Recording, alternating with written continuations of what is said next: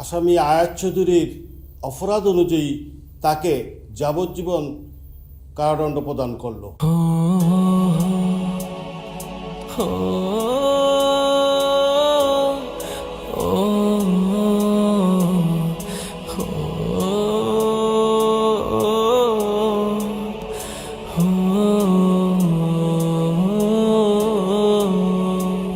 সাথে সাথে তার প্রতিপক্ষ ওমরকে 5 বছরের সশ্রম কারাদণ্ড প্রদান করা হলো।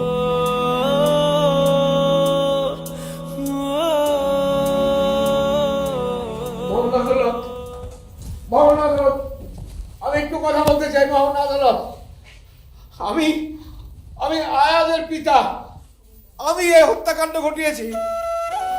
এটার পেছনে আমার ছেলে নির্দোষ, ও কোনো কিছুই করেনি।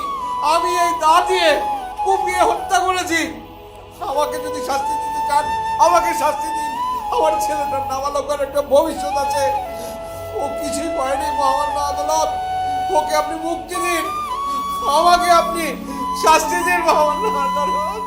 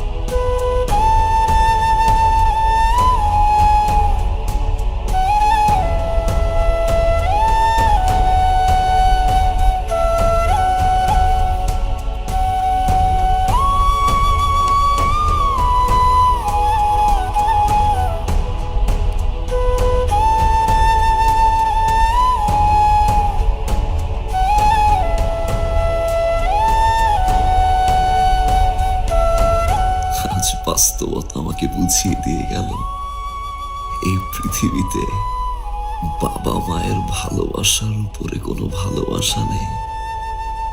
বিশ্বাস করুন, আপনি সব জায়গা থেকে বিতাড়িত হলেও আপনার শেষ আশ্রয়টুকু হবে আপনার বাবা মায়ের কোল, যে কোল আপনাকে আঁকড়ে ধরে রাখবে সারাটা জীবন।